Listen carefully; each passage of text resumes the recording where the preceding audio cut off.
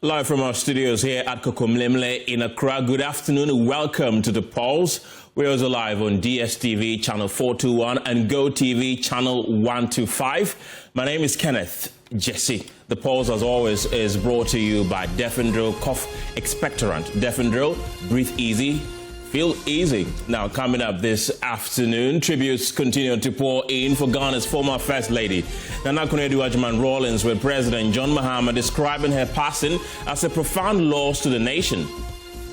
He was a towering national figure whose influence, courage, and contributions to Ghana will continue to resonate for generations. We have more as present and past world leaders, government officials, and traditional authorities graced a final funeral rites and memorial service. Also here this afternoon, NPP Northern Regional Executives vowed to defy High Court ruling nullifying Kpandai election as they described the decision as a grave miscarriage of justice and a direct assault on Ghana's democracy. We state clearly, without ambiguity, Honorable Matthew Nyindam remains the duly elected, sworn-in and sitting member of Parliament for the Kpandai constituency. We're live in the region this afternoon for more. The government rolls out initiative to reduce Ghana's reliance on imported vegetables, aiming to increase local production of tomatoes, onions, pepper, and more.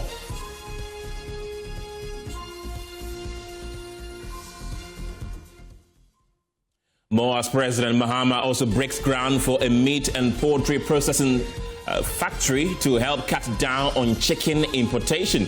We've got the latest of these and many other stories coming up here on The Pulse in the next 2 hours. Don't go anywhere. Details after this.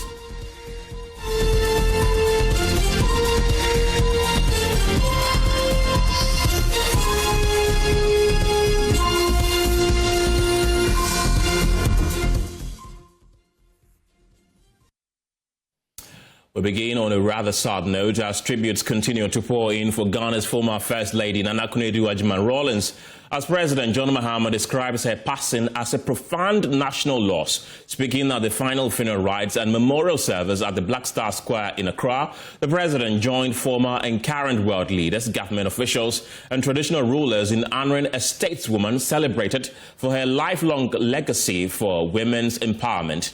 Tourism, Culture and Creative Arts Minister Jifa Gomashi and former Trade Minister Ekospio Gabra were among those who shared emotional reflections on their close working relation with the late Kunedu Agyeman-Rawlings. She didn't take laziness. She didn't tolerate pity parties. She didn't encourage mediocrity. She pushed you to be bold in everything that you did. I remember when it was right here on this spot actually, when the Queen of England came here, and she called me to prepare the children to do an Akwaba dance for her. And the children, I had taught them a certain movement, and she came to the rehearsal and said, too much pelvic movement, take those out and give something else. And she demonstrated something that she wanted me to replace it with. That's the kind of boldness she gave us, and the children also saw all of that. So those kids, you can imagine how they will push themselves, you know, because they saw a first lady come down to their level and dance with them and tell them why she thought that movement was not right and how life was about times and seasons. So in everything that she did, it was truly remarkable, truly remarkable. But Mrs. Dr. Kunedu Agyeman-Rawlings will go down in Ghana's history, written history, as I believe a pastor at Ray Church just this week called her literally the Yaa Asantewaa of Ghana's politics.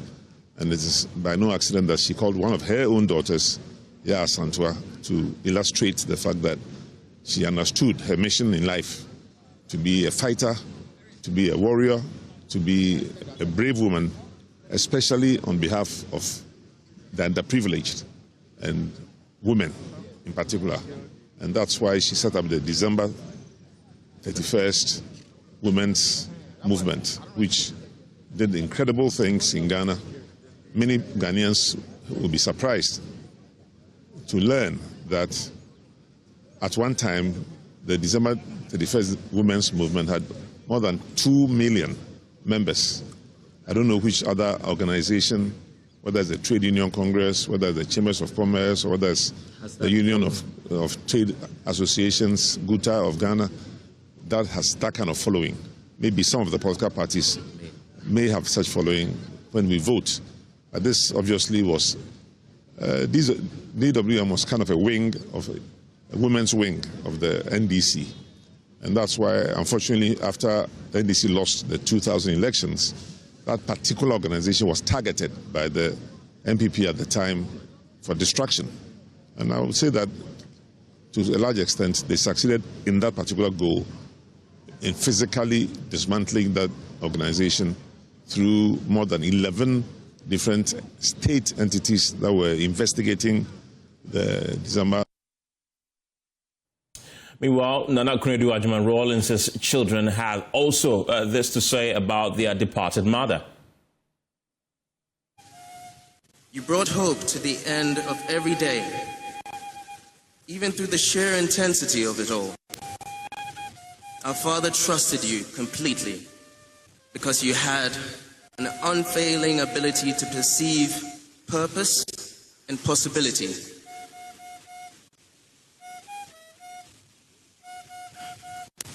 You discerned readiness long before he did. Your vision and strength reflected in every milestone he reached. You were far more than a right hand. You were strategic, clear-minded, and unwavering.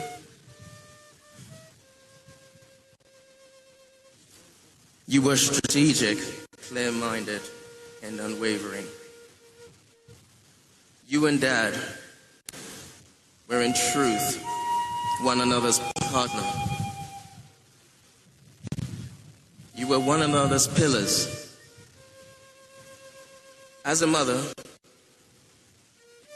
you were our protector, our advocate, our confidant, and most importantly, our friend. As a grandmother, you were incredible.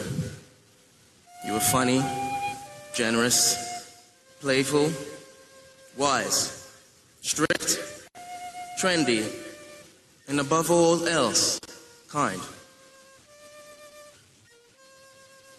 You always found time for your grandchildren and understood each of them with remarkable insight. Your witty remarks, animated storytelling, and even your occasional blastings are dearly missed.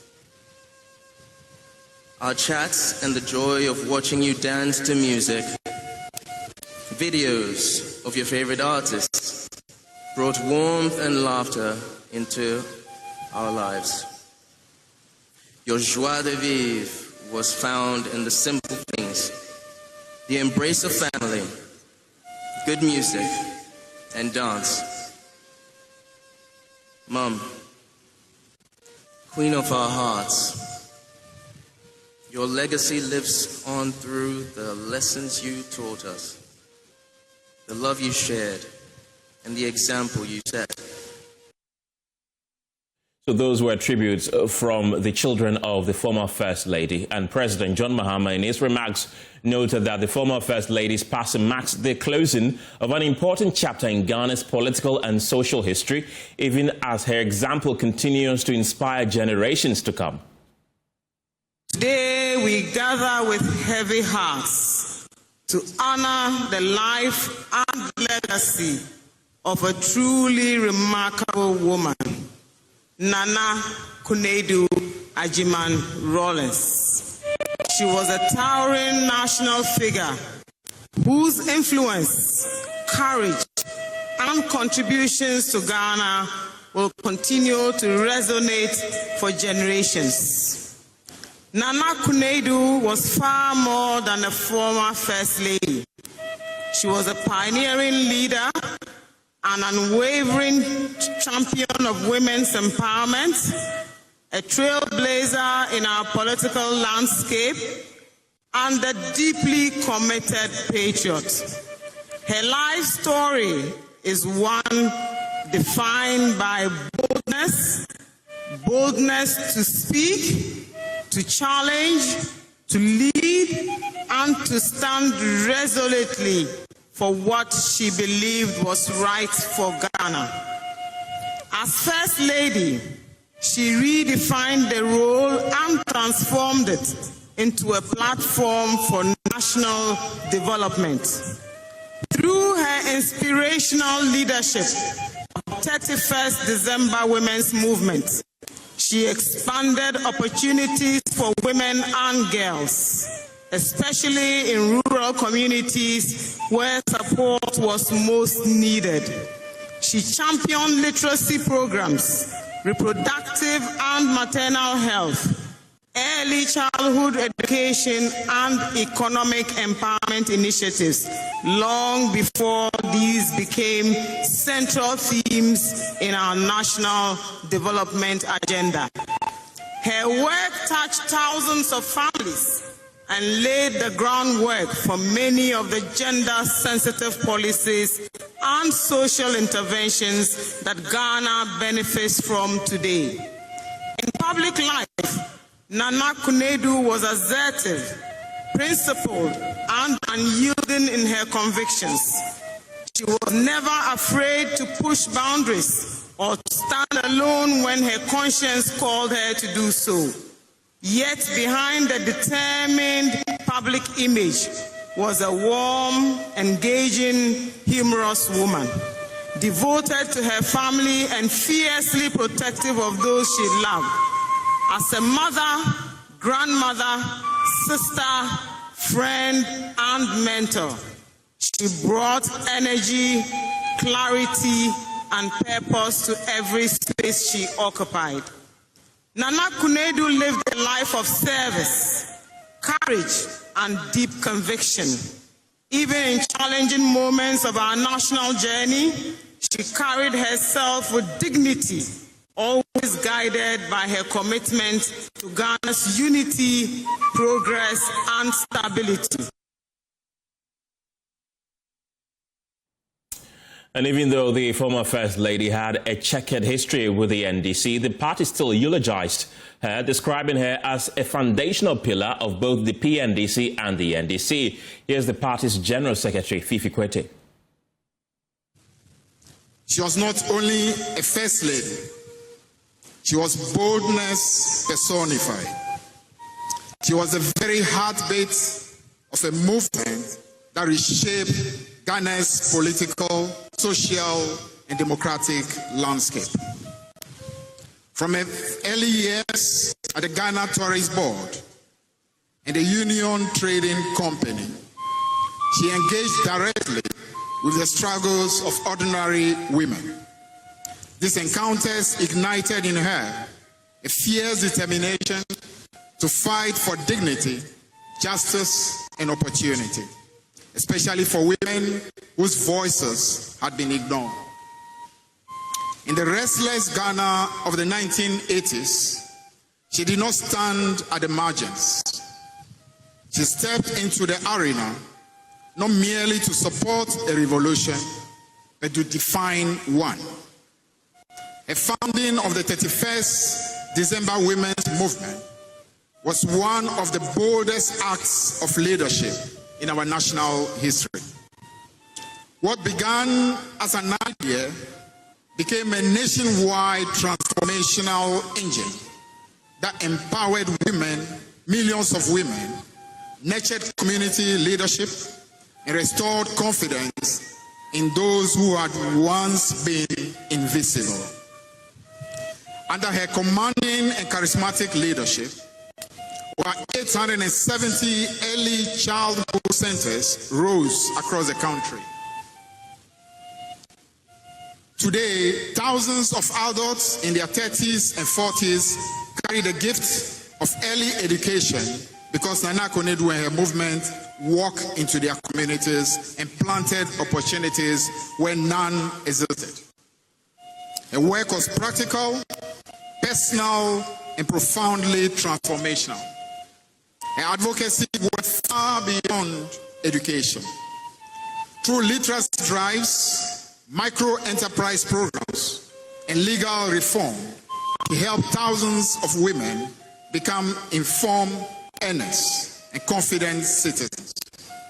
Her boldness influenced the passage of the Interstate Succession Law, NDC 111, a watershed legislation many rightly call the Nana Konadu Law. She stood between widows and injustice, fighting to ensure that no woman was left homeless or powerless in her darkest hour. May the soul of the former First Lady rest in peace, and may her memory be a blessing.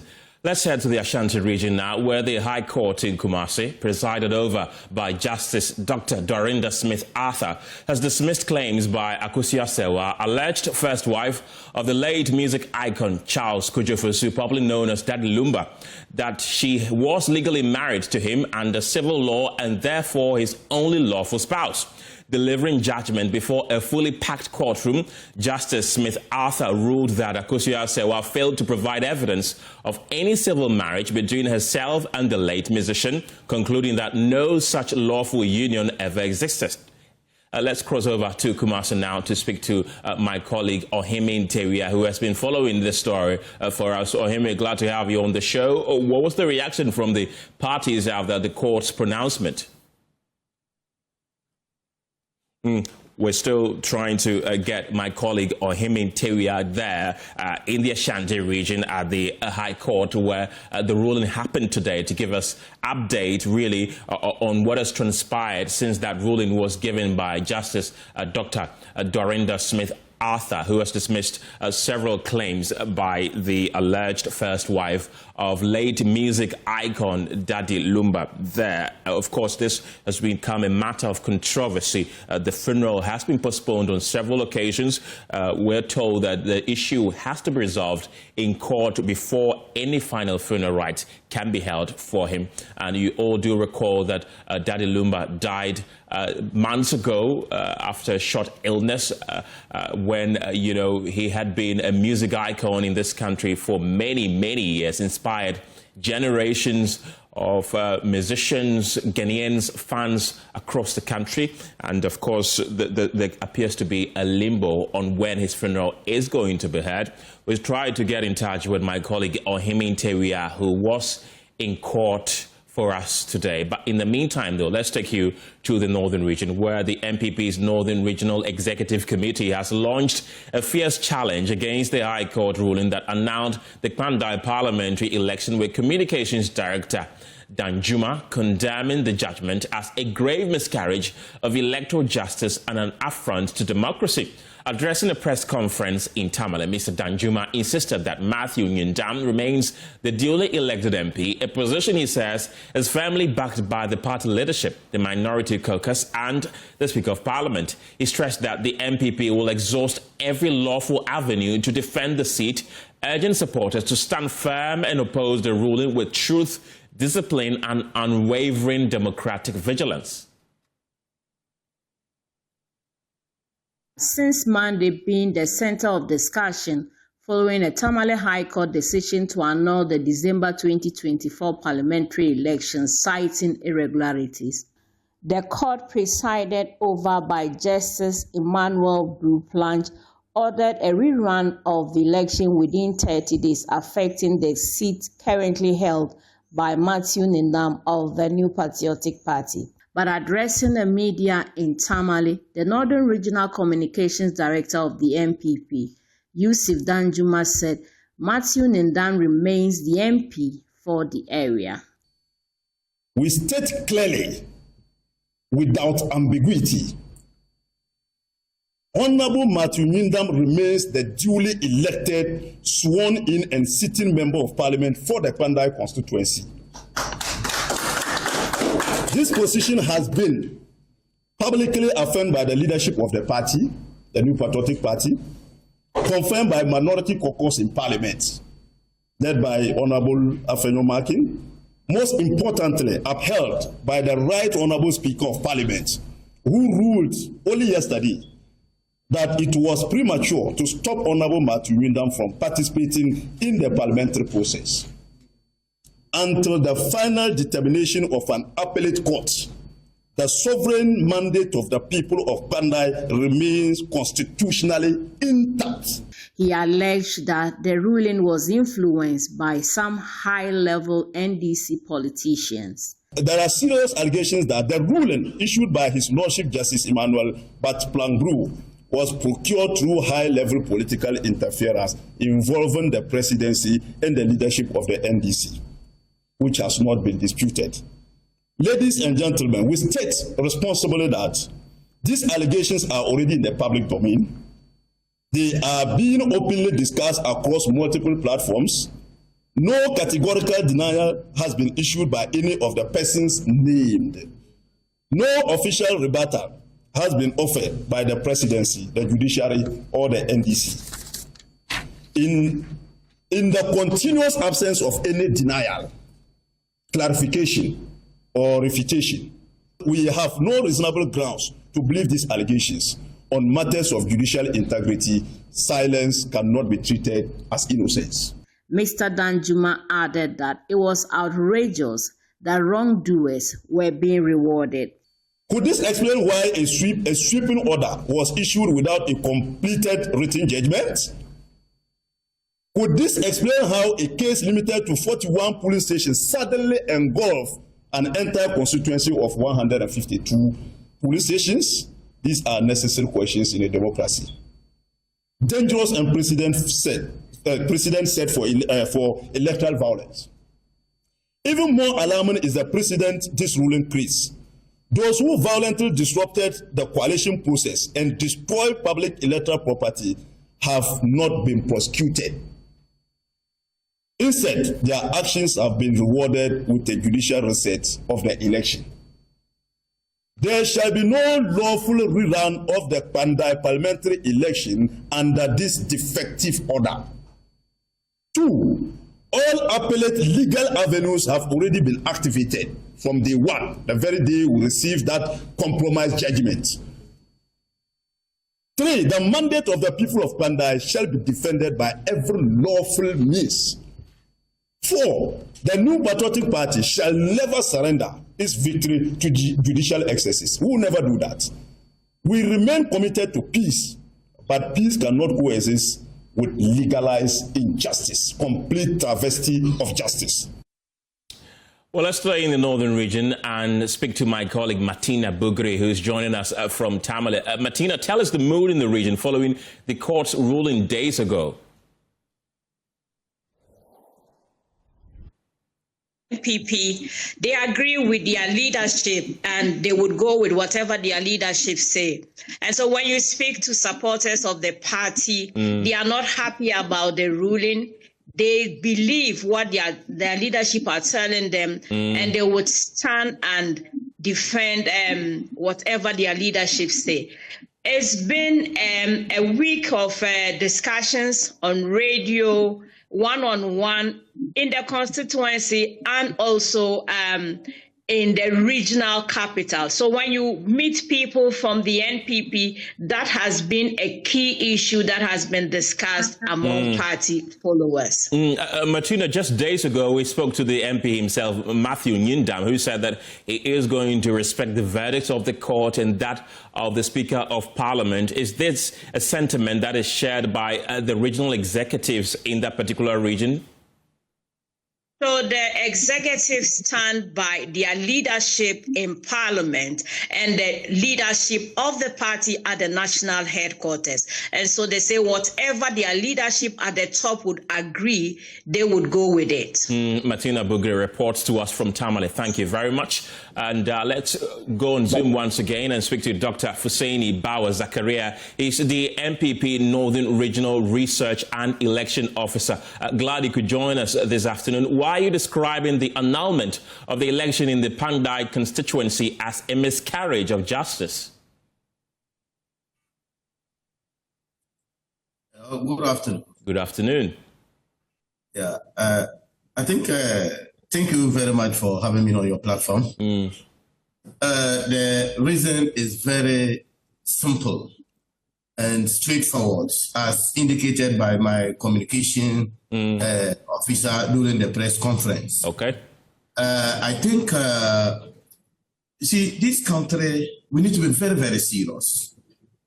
When it comes to these matters concerning elections, we always claim that, or we are the beacon of democracy within the sub-region or Africa as a whole. But unfortunately, individuals try as much as possible to use the offices they occupy on behalf of the citizens of this country to function in such a way that someone or as an individual fix or put them in that office. So we are saying that as regional executives, we will not, we respect the rule, but we will never condone and connive with any injustice that will be meted out to the parliamentary seat that was won on the 7th of December 2024 by the New Patriotic Party, with its parliamentary candidate then and now the sitting member of parliament, Honorable Matthew Nyinda. See, the simple thing is this. Okay. If you look at historically, yeah, we understand the judgment that was passed. I think we are all at a different space of time. Even, can you imagine today what was the promise made by the judge to deliver the reason for his ruling? Unfortunately, the lawyers went to court, the judge was nowhere to be found.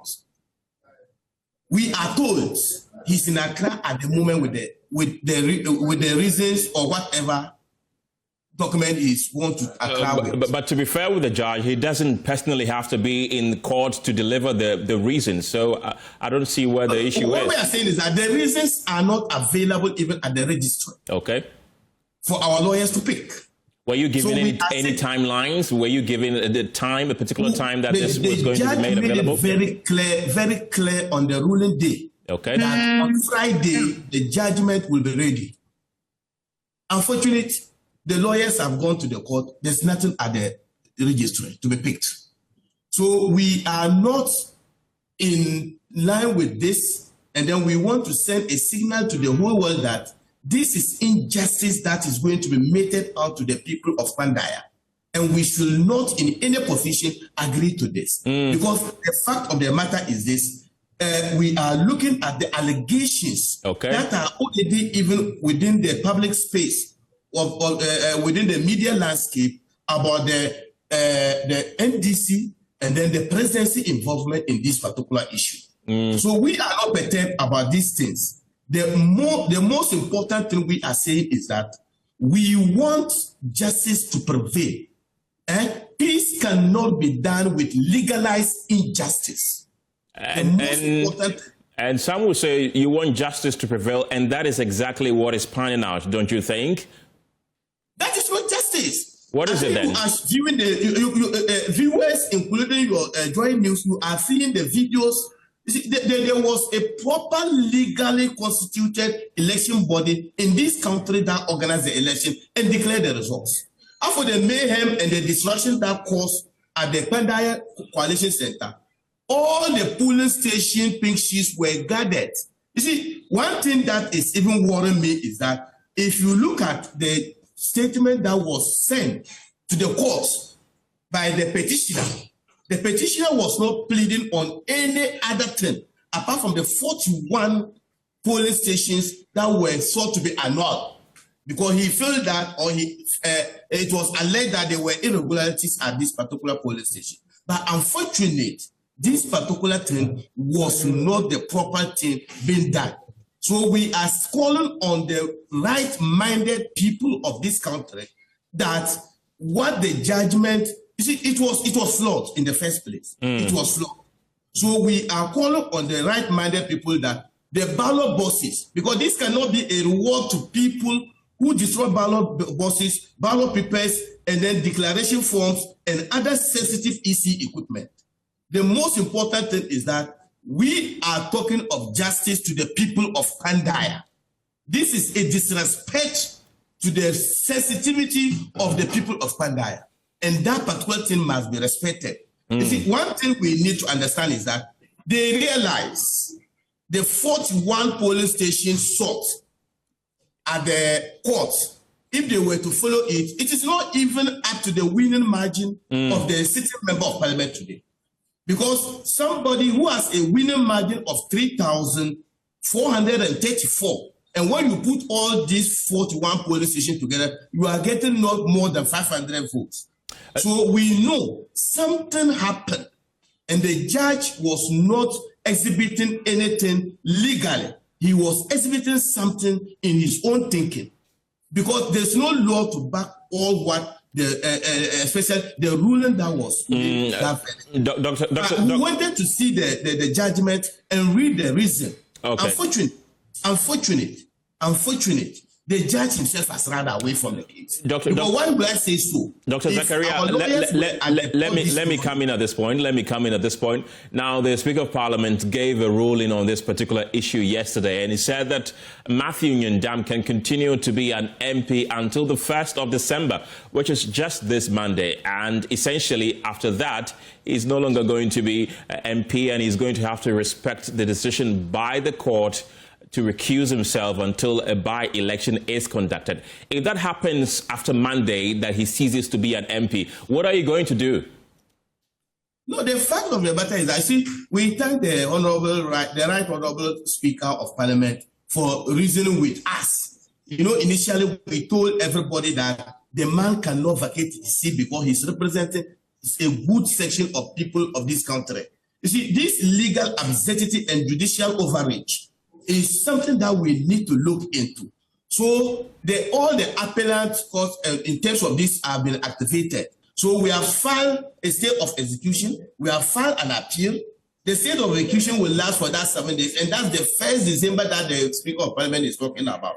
So we are saying that the courts in each wisdom will look into this judgment that was made, or the ruling that was made in Tamale here, so that the more reasonable and other things will be done. But we are saying that at least if they look into this case and possibly even go through the retrial of the case, they will realize that we have no business even calling for a rerun of the entire Kpandai parliamentary election, because the petitioner sought for 41. We are not even against the 41. But what has changed? Is it possible for somebody to come to you to be asking for something legally, and then you say, no, there are other relief I want to add to you? This is based imagination of legal jurisprudence. Okay. So at the end of everything, whether the mandate first will come, we understand. But the most important thing is that as we speak, Honorable Matthew Nyandam is still the legally elected member of parliament for the good people of Kpandai. And he will sit there and take part in the process and represent his people. Right. On that particular day, by the time we get there, we will know what the court will talk about the state of execution. Right. Dr. Fuseni Bawa Zakaria, thank you very much for your time this afternoon. That's the Northern Regional Research and Election Officer of the opposition New Patriotic Party. Let's bring you more stories this afternoon, because the Methodist Church Ghana has firmly pushed back against claims of religious discrimination at Wesley Girls Senior High School, stressing that the school's long-established traditions are lawful, inclusive, and essential to preserving unity and discipline on campus. In a statement issued today, Friday, the 28th of November, the church responded to reports of a Supreme Court action, Shafiq Osman versus the Board of Governors, Attorney General, and Ghana Education Service. It noted that although it has not yet received official notice of the suit, it is already working to secure the relevant documents so its legal team can prepare a full response. The church also rejected attempts to describe Wegehe as a public school engaged in discriminatory conduct. And let's let's bring you excerpts of the statement on our video wall right now, as you can see on your screen. And it says the attention of the Methodist Church of Ghana as proprietor of the Wesley Girls Senior High School, has been drawn through the media to a pending suit in the Supreme Court by Shafiq Osman versus the Board of Governors, Attorney General, and Ghana Education Service. It says that we are taking steps to obtain the official records of all proceedings, even though we have not been notified, to enable our legal team to take the necessary action to protect the church's interest. It continues to say that while these processes are underway, it is important to restate the position of the Methodist Church Ghana regarding the unfortunate allegation that Wegehe as a government-assisted school is, quote, a public school engaging in discriminatory practices against students of other faiths. It continues to say that since the founding of the school in 1836 by Harriet Wigley, wife of the second Methodist missionary to the then Gold Coast, Wegehe has been committed to the total development of the girl child. For over 189 years, the school has faithfully pursued the principle of training the head, heart, and hand of all students without regard to race, creed, religion, or background. Over the years, Wegehe has educated Methodists, Adventists, Jehovah's Witnesses, Muslims, Buddhists, Hindus, atheists, Catholics, Anglicans, Presbyterians, Pentecostals, and many others who have gone on to contribute meaningfully to society. It is this strong moral, structural, and disciplinarian tradition shared by mission schools across the country that led the government of Ghana in the early 1960s to offer assistance in the running of Wegehe and other faith-based schools. This partnership has never been altered or has never altered the school's foundational Methodist character. On the contrary, the Methodist Church Ghana considers discrimination to be fundamentally inconsistent with Christian teaching and therefore incompatible with our mission. It continues to say that Wegehe has always openly professed its faith in God and maintained its Methodist traditions as is guaranteed by the 1992 Constitution. Its motto, live pure, speak truth, right wrong, follow the king, reflects its grounding in the teachings of Jesus Christ. Likewise, the first stanza of the school hymn, which begins, we build our schools on thee, O Lord, to thee we bring our common need, expresses Wegehe's enduring commitment to Christian and moral foundation. And these are the words that are contained in the release by the Methodist Church Ghana, as released today, Friday, the 28th of November 2025. Let's get interactive on this matter and go onto the telephone lines and speak to Dr. Obri. Glad you could join us this afternoon. I want to pick your view on this lengthy statement that has been released by the Methodist Church Ghana concerning this ongoing impasse. Well, I think it's not even solving the problem. Ghana must live beyond this religious discrimination. It is not our priority now. Ghana needs integration, social, religious integration. That's what we need. Because development actually involves on stability. All these, you don't have to pray here. You have been fighting too much over petty issues. It started with Achimota, over Rastafarian hair. And the guy is quite brilliant. These are the people who want. They are brilliant. They must be accepted in all schools. It's not prayers. We start Nijab, we know the Muslim healthcare. We're discriminating on this. But one thing I want to find out, whether the Ahmadiyya schools also do that. Whether they also discriminate against Christians in their schools. If they are doing that, I think it's very bad. All of them are guilty if they are discriminating against faiths. For me, we want integration, and they must be beyond that. Wegehe is a public school. It's not a seminary. All those mission schools funded by the state are not missionary schools. They are not seminaries. They must get it clear. They are not training pastors of what the prophetess and prophets. They must get it right. We want better education for all. If your Christian principles recognize neighbor values, it may recognize everybody.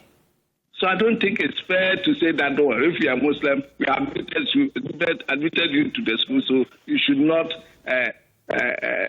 pray, do Muslim prayers. It's not fair. Right. I don't think it's fair. One thing they must do, one integration. We must live beyond Christian prayers, and they are petty issues. We want students who are brilliant to develop Ghana. I think it's not fair. Anybody doing that should be ashamed of it or herself. Doctor, I want to thank you very much for your time this afternoon. Let's talk education now, because the sector minister, Harun Idrisu, has revealed that some senior high school students are using government-distributed tablets to watch pornography. About 1.3 million tablets are expected to be distributed nationwide to students under the free senior high school policy, with some 980,000 already deployed. The curriculum and other education materials will be offloaded onto the tablets for academic use. But the minister explains some of the devices are not customized yet, which allows students to use the tablets for other purposes, including sexually explicit contents. He says the government is working to ensure there are adequate restrictions on the use of the tablets.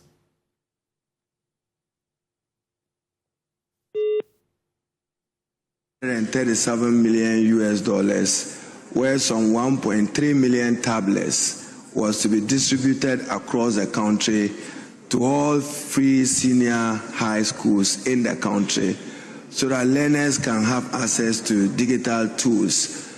I'm told that deployment of that is around 980,000. We are through GET funds supporting the distribution across the country. But my attention this morning, Mr. Speaker, was drawn to the fact that many of the devices are not customized, and the students are using it for other purposes, including pornography, which is not acceptable.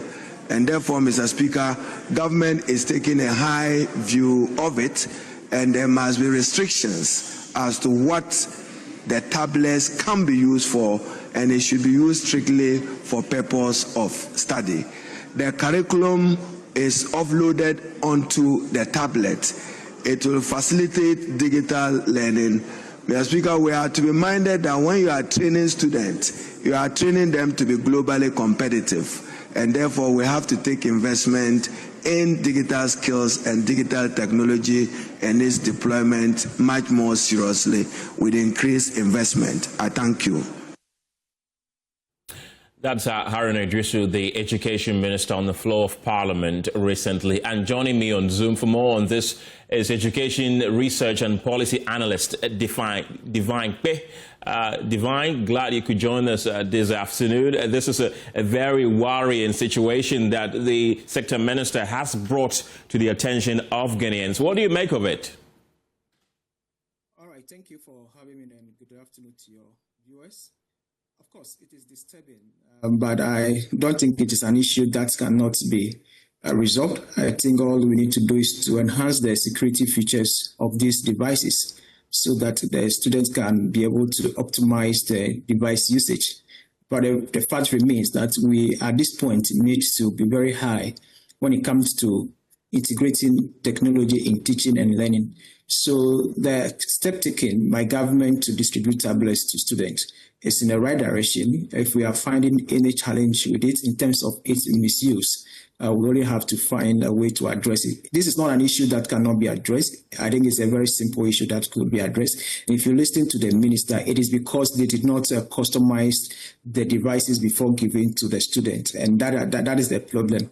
Once the security features are enhanced before distribution is done, I think we will not be here discussing the challenge of students misusing the devices. Because I'm just coming back from the field. I've been on the field the last two weeks, and I noticed how some students are integrating these devices in their teaching and learning. The challenges, as mentioned, is something that indeed prevails. But strongly, I believe that it's not beyond that redress. So that can be done, and then we can optimize the usage of the devices. And aside from the security features that the sector minister said will be installed pretty shortly on all the tablets, what else can we do to address this concerning issue? All right, I think beyond the security features, there has to be a real-time monitoring of these devices to actually track the pattern in which the student uses it. So there can be a remote monitoring usage pattern done, such that even at the back end, at the school level, we have ICT coordinators who are no more teachers. They can have dedicated time to be monitoring the student device usage remotely so that they can be taking real-time action. Once students become aware that their devices are being monitored, not that to say that you have restricted the access to some sites, but they become aware that even while the device is with you, it can be monitored remotely at the school level and action could be taken. Then they know that, look, even while they are with the device, somebody is still watching them and they can be very cautious. So I think beyond the security features that needed to be installed to prevent access to some unauthorized sites, there has to be a system that allows for the monitoring of the usage. Once that is done, the school level ICT coordinators can be able to provide periodic data and usage pattern to the school authority, and they can be monitoring it at that level before even a national level actions could be taken. Divine, and you're confident that all 1.3 million tablets could be monitored at the same time? Do you think it's possible? It is possible. That is why I said at school level. If we have school level monitoring, that is very possible.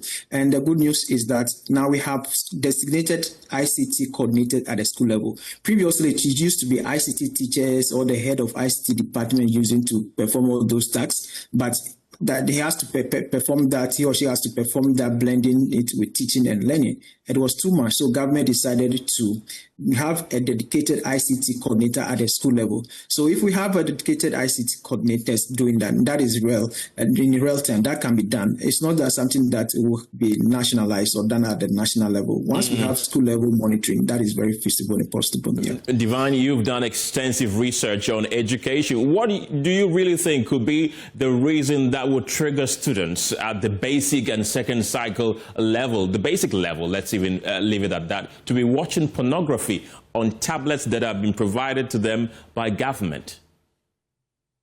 I think so far the student, what I've watched even with my recent work, that's last 2 weeks, be on the field, collecting data on ICT integration in teaching and learning.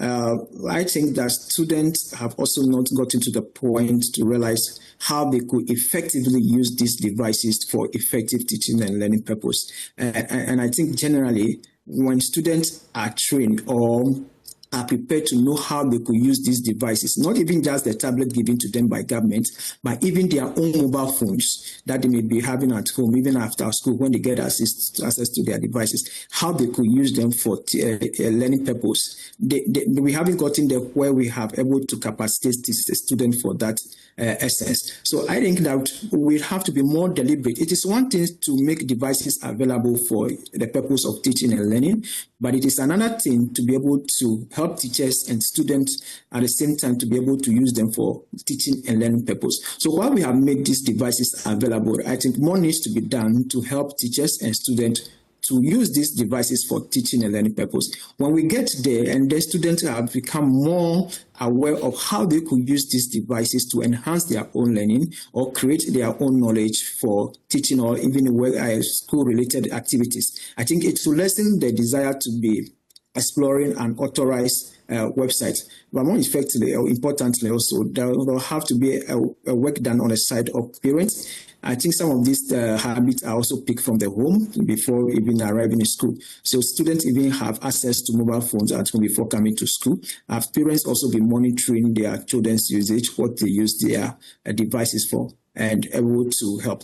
I think when parents are able to do some of this work at home, when students finally get to school and have access to these devices, the desire or the temptation even to access such websites would be lessened. So I think this should be more of a collaborative way between the home and the school. And that is where the conversation about teaching children, example, about sex education also comes in, because our education curricula and even in the house, we usually shy away from talking about anything related to sex. And these are teenagers, mostly teenagers, who like to explore. So if we tend to hide things from them, don't you think that that is out of curiosity? That's what makes them do that, because you've mentioned that, for example, they should be trained at home, but they spend more time at school, more than they do at home. Do you think it's about time we introduce some sex education subjects to teach them about the dangers about early sex that will make them curious to go and watch pornography, perhaps?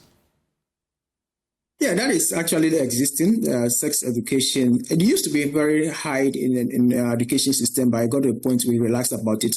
But now the conversation is increasingly growing on it. So we are now having the school disposition or posture towards educating students on sex, or having sex education in our educational system. And of course, the quest has been to have age-appropriate sexual education.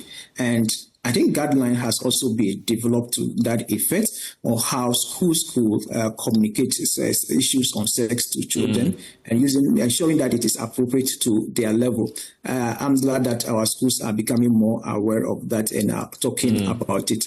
And beyond teaching and learning level, there are other gatherings. We have persons from outside schools that even visit our school to talk about instances of this. So it's good. We are gradually getting there where it is no more a taboo to be having conversation around this issue. And I am just hopeful that beyond our school, it will be something that is normalized in our home, where parents can freely have such conversation with their wards. Divine Kpandai is an education researcher. Thank you very much for your time.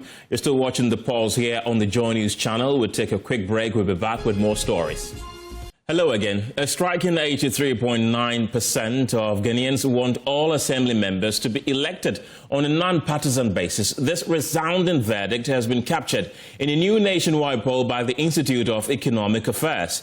The survey, conducted across all 16 regions and involving more than 1,300 respondents, exposes growing public discontent with the current hybrid system of elected and appointed assembly members. It also renews momentum for far-reaching reforms for Ghana's 35-year-old decentralization framework, with more than half of respondents calling for the abolition of appointed assembly members. The findings set the stage for a national conversation on how to strengthen local governance, deepen accountability, and rebuild public confidence in the assemblies. Let's take you to Zoom right now and speak to our resource persons. But before we do that, though, let's go through the statement that has been released by IEA, and it says that it first talks about election of assembly members and what really the Constitution says. So if you go to Article 42 or 248 of the 1992 Constitution, this is what it clearly states, that the candidate seeking election to a district assembly or any lower government local unit shall present him or herself to the electorate as an individual and shall not use any symbol associated with any political party. Two, a political party shall not endorse, sponsor, or offer a platform or in any way campaign for or against a candidate seeking election to a district assembly or any local government unit. And the same Constitution says President shall appoint 30% of all members of the district assembly. So what does the IEA survey say? This is the big number. 83.8% of Ghanaians prefer the non-partisan election of all assembly members.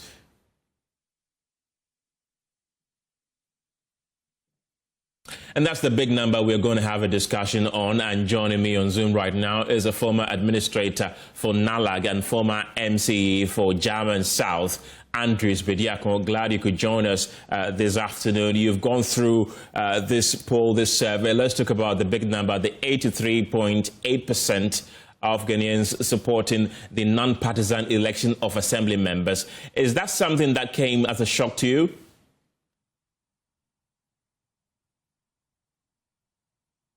Thank you very much for having me. I think it's not a surprise. It's not a surprise to me at all. But I think as you read the Constitution, it's very clear. But the question that we must ask ourselves is that is that the reality on the ground?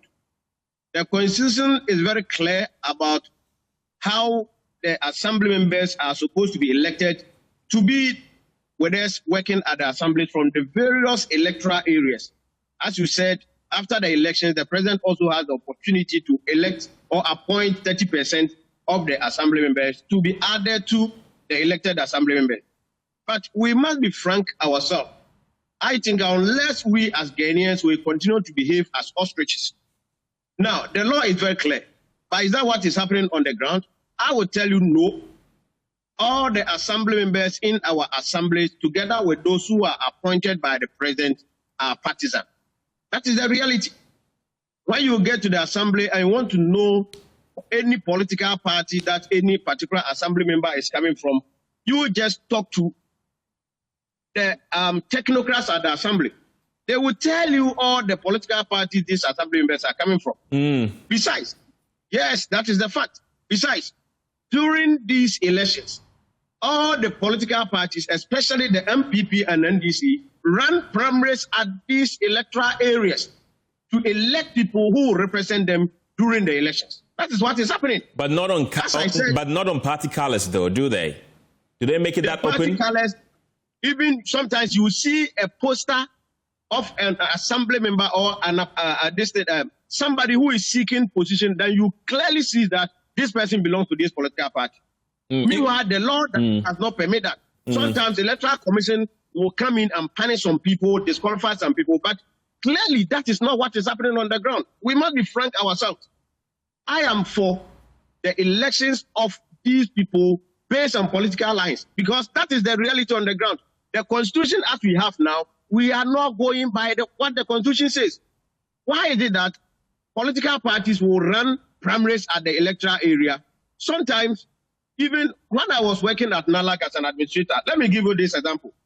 We try as much as possible to promote women into our decentralization. Okay. So we had an advantage of selecting some people, especially women, who want to go to the assemblies.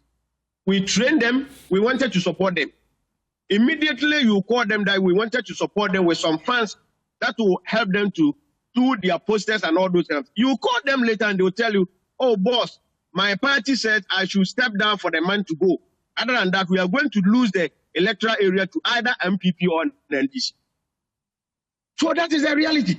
Anybody who tells me, now the people think that that is the way to go. But when you get to the ground, my brother, I'm telling you, the reality is that the elections over there is NPP and NDC. That's the reality. And is this, as you rightly mentioned, it appears that this is an open secret that everybody is aware of. Then why do you think both parties, both major parties, the NDC and the NPP, have not come to a consensus that it's about time we really looked at our constitution and make sure that the election of assembly members is done on partisan basis? Why do you think they've not done that? Yeah, that is the hypocrisy of our politics, my brother. That's the hypocrisy of our politics. Now, the question that I'm asking myself is that, or I'm asking Ghanaians is that, why is it that immediately after these assembly elections, MPP will organize a press conference, then tell you the number of assembly members that they had. Then NDC also come organize press conference, then they will also tell you, oh, we had more members at the assembly level than the MPP. It becomes a banter. So if it is non-partisan as we claim, why would these major two political parties will do that? So it is about time that we build a consensus.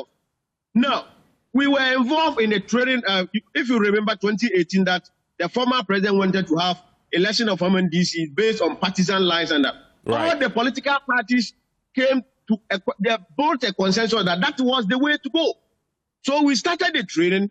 We did that of Ashanti region, Bono, then Bono Ahafo, then Western region, Eastern region. As we were moving to Volta region, wherever we had been, the people accepted it in good faith.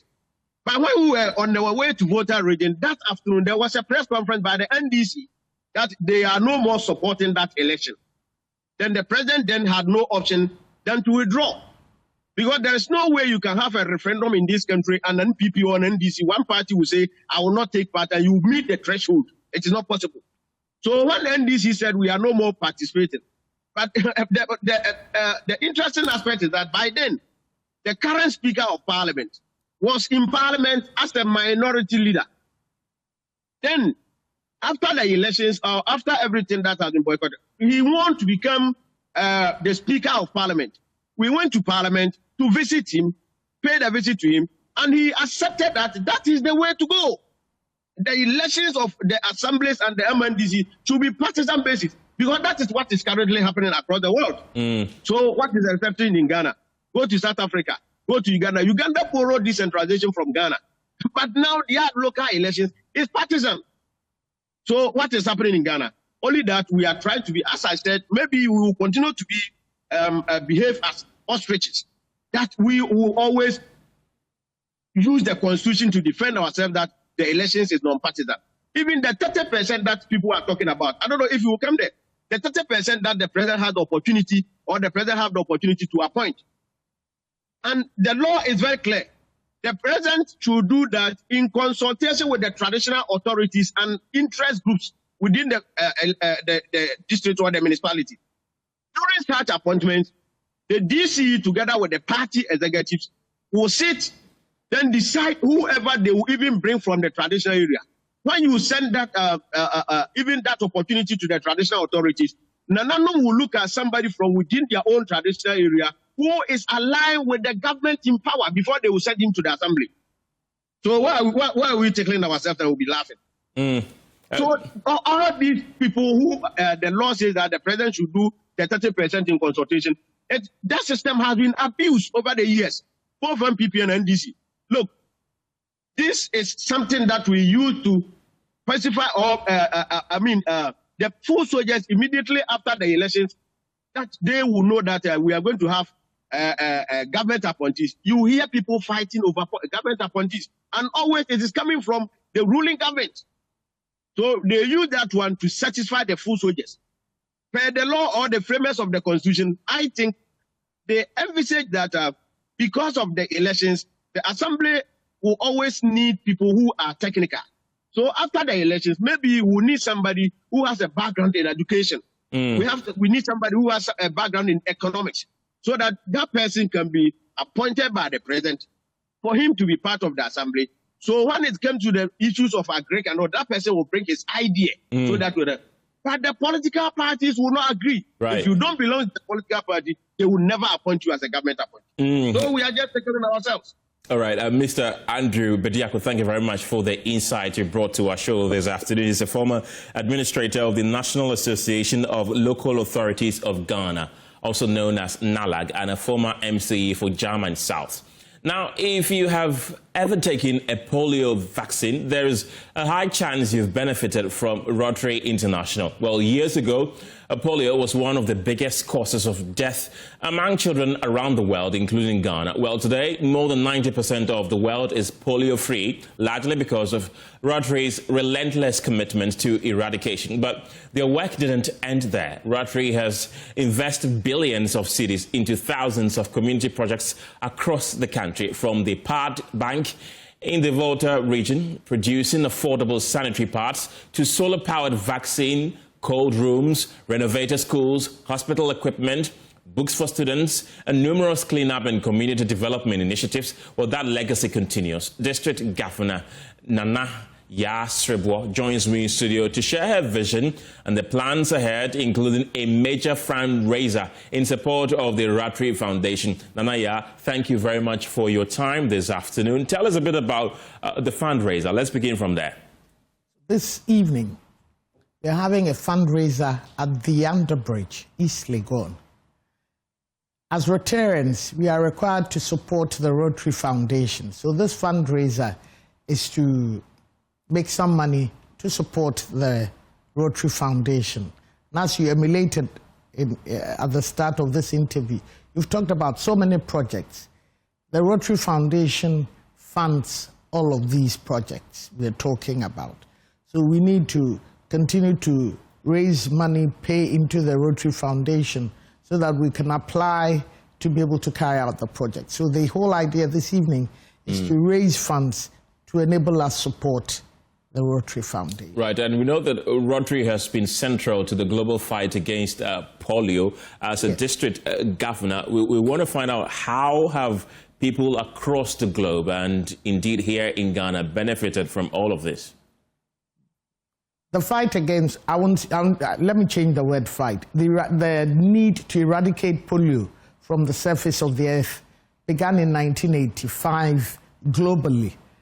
And Rotary International, the board of directors of Rotary International, took this decision after 6 million children in the Philippines were immunized in 1979, which became a huge success. Right. And based on that, in 1985, we started the process to try and eradicate polio completely from the surface of the earth. There are no more wild polio virus cases here in Ghana. The last case was in 2008. We're certified wild polio virus free by the African World Health Organization office in 2011. We do not have the cases now. There were slight cases of variant-derived polio virus cases. But as we speak right now, we do not have any here in Ghana. What we've been doing is we've been having national immunization days. This year in particular, what we did was we went to the hospitals or health posts and joined the normal routine immunization days. So we joined the public health nurses and we immunized children. The need to ensure that every child is immunized is to make sure we do not have any of the wild polio virus cases. There are only 2 countries with the wild polio virus in the world, Afghanistan and Pakistan. And luckily, we are working very hard to ensure that is down. The country of Japan is supporting Afghanistan, and I'm glad to say that this whole year, the number of wild polio virus cases is below 100. So I'm hoping in Ghana or in the entire world? In the entire world. In Ghana, we do not have any wild polio virus cases. We've not had any cases of polio per se in Ghana. But we say this, polio anywhere is polio everywhere. So we need to continue with our purpose to ensure that we've completely eradicated polio. And that's one good reason why we are also continuing to ask for Rotarians and non-Rotarians to continue to support us. What has been your most fulfilling moment while working with Rotary Foundation? My most fulfilling moment, plenty. But again, I come to polio. I happened to be the chair of the Ghana National Polio Plus Committee. I served as a member and then later on became a chair from 2019 to 2024. Right. And the joy, you know, going to homes, schools, immunizing children, educating families about the need to keep clean environments, make sure the children stay healthy, talking to families about the need to make sure the children are immunized was fulfilling. Another bit too was going into communities. Last year, I was touched.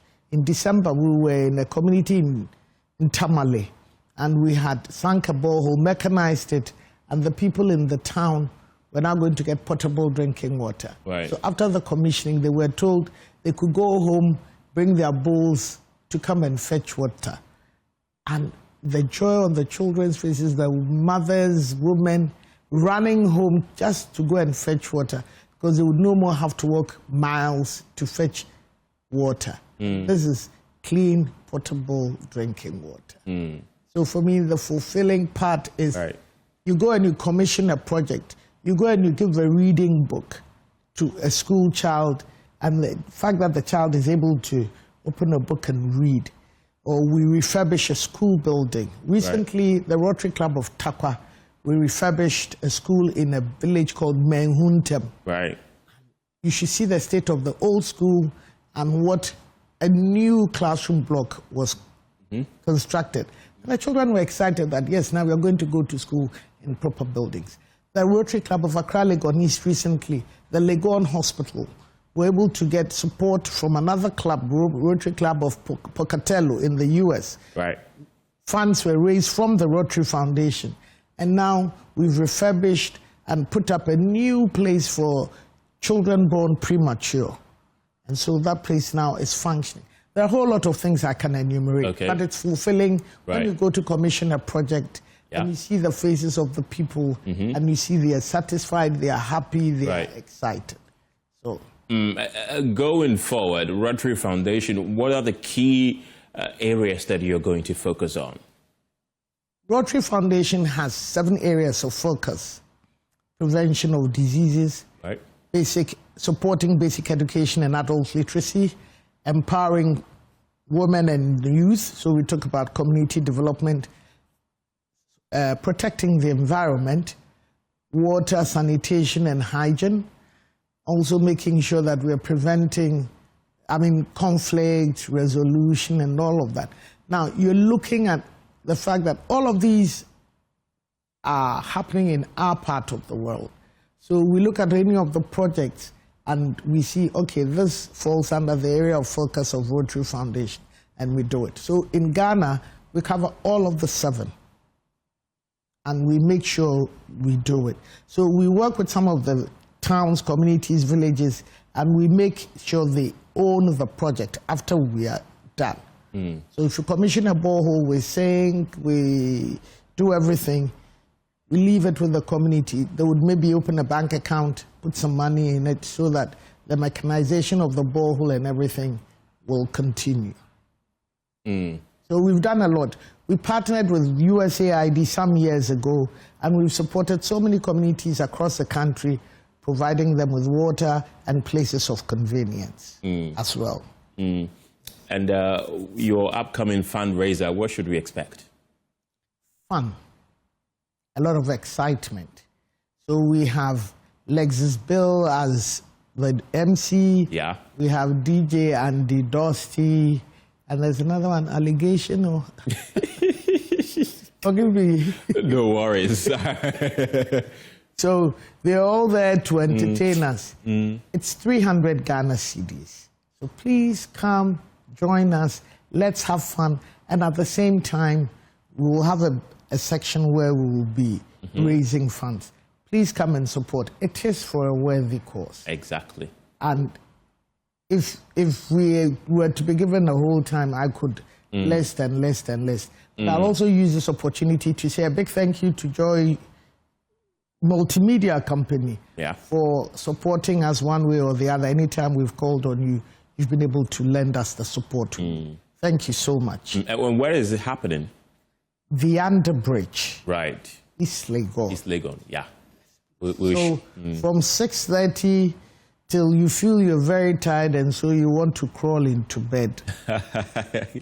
We'll surely be there for a worthy cause. Nana Pukuya Srebwa, that's the district governor of Rotary Foundation. Thank you for coming this evening. And diagnosed with deadly acute leukemia at age 17, Blessed Amedeko's life hangs in the balance with compounding debts of over $60,000. Blessed Amedeko is being detained in India due to his family's inability to pay the bills. The family is making a passionate appeal for Joy News for support.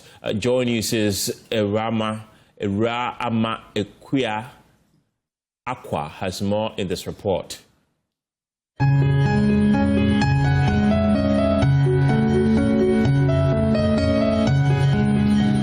For 2 years, 20-year-old Blessed Kujo Amedeko has been fighting a deadly blood cancer, acute myeloid leukemia, a disease that has drained every strength in his body and every resource his family has ever had. All my counts were low. We needed blood and blood products, financial situations. We had nobody. Just a few good people and some family members. In July this year, after months of fundraising and the kindness of strangers, Blessed finally traveled to India for a life-saving bone marrow transplant. The procedure was successful, But the journey to survival is far from over. Sometimes I'll be bedridden for days. I say challenging because without financial capabilities, it is going to be very difficult for one to go through all what I'm going to and come out successful. Blessed has been on admission in India for the past 4 months, where he underwent a successful bone marrow transplant. But the medication, transfusions, and follow-up treatments that kept him alive have built a massive bill the family did not anticipate. Since we got there in July, to the hospital, we've made payments of a little to $9,000. There were a few complications along the way. I went there to be the donor for my brother, but we weren't a match. They had to end.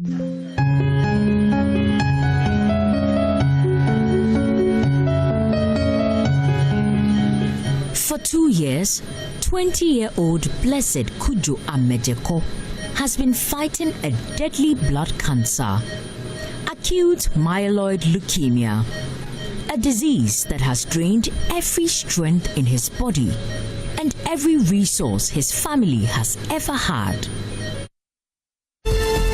You're welcome back. Ghana spends about $300 million annually on chicken imports and millions of dollars to import vegetables. That's according to the Ministry of Food and Agriculture. However, President John Mahama's administration says it is determined to change this trend with the construction of a poultry processing plant, which will be replicated across the country to process poultry from the Nkukon Kitinkiti program, aiming to reduce chicken imports, and the launch of the Vegetable Development Project. Presidential Affairs correspondent Maxwell Akbagba has more in this report.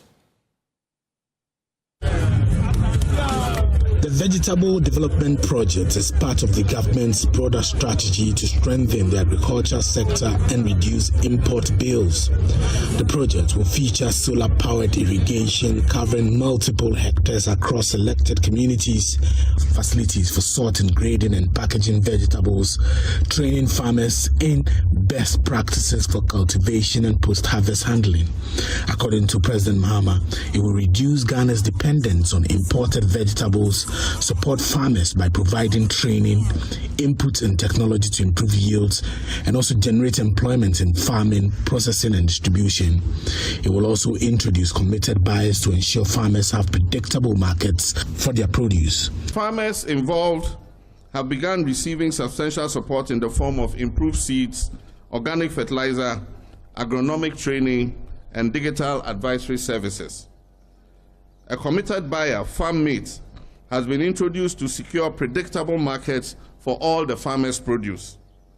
Additionally, a modern pack house will be constructed to handle the grading, the sorting, packaging, and cold chain management of all the vegetables that are produced. The entire project has been carefully designed to be completed within 12 months.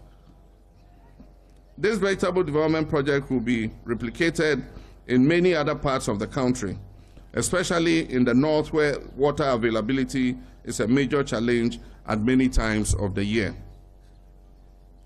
Ladies and gentlemen, the Vegetable Development Project is not a standalone intervention.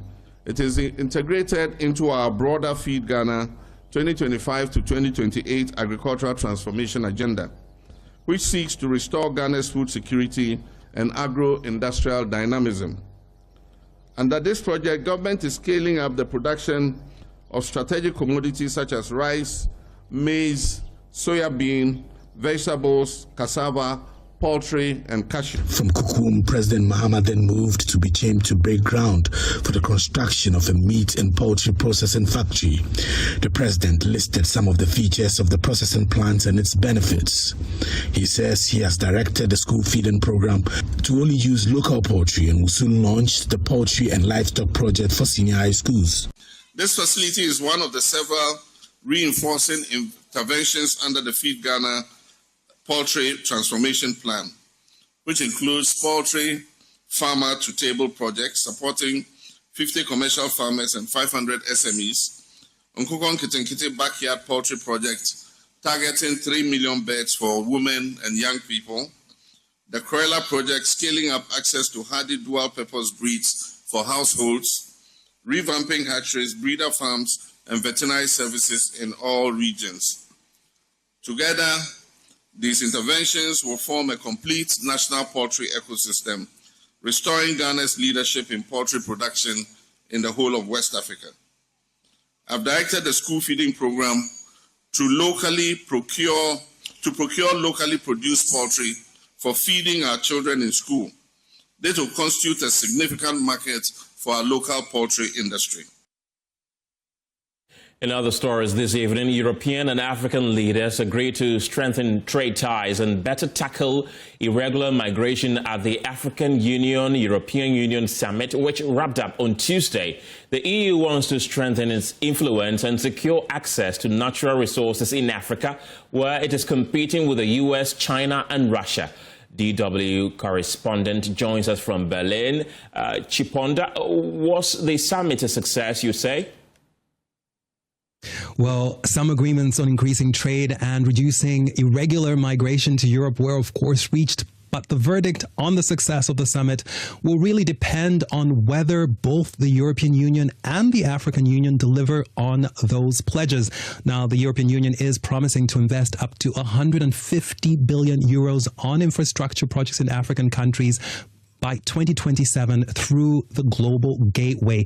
Now, the Global Gateway was actually set up to compete with China's Belt and Road Initiative to help countries in the Global South improve their infrastructure. Now, for the EU, this is also a lot about getting access to critical raw materials. That would, of course, include rare earths, copper, cobalt, and lithium. EU-Africa partnership. The EU is Africa's top trade partner. A third of the continent's exports come to Europe. In 2023, trade in goods and services reached 467 billion euros, and that is according to data from the EU. And of course, the EU is the leading source of foreign direct investment to Africa. Now, Europe has an interest in Africa's economic and political stability because the impact of many crises there can also be felt here in Europe, especially through irregular migration, which is a polarizing topic. And that is why we heard European Commission President Ursula von der Leyen say that Europe's and Africa's prosperity are connected. That's also because economic progress and political stability in Africa would help reduce the number of irregular migrants to Europe. And Kpandai, what can we expect going forward? The EU is Africa's top trade partner. A third of the continent's exports come to Europe. In 2023, trade in goods and services reached 467 billion euros, and that is according to data from the EU. And of course, the EU is the leading source of foreign direct investment to Africa. Now, Europe has an interest in Africa's economic and political stability because the impact of many crises there can also be felt here in Europe, especially through irregular migration, which is a polarizing topic. And that is why we heard European Commission President Ursula von der Leyen say that Europe's and Africa's prosperity are connected. That's also because economic progress and political stability in Africa would help reduce the number of irregular migrants to Europe. Well, thank you very much, Kpandai. That's our partners, DW in Germany. And that's how we wrap up the show this evening. Thank you very much for being a part of it. My name is Kenneth Jesse. For more news, though, you can log on to myjoyonline.com. And as you can see on your screen, we have our top story, which says High Court recognizes Odobroni and Akosia Sewa as both spouses of late music icon Daddy Lumba. Thank you very much for being a part of this show. We came to you live from our studios here at Kokomlemle in Accra. Have a good evening.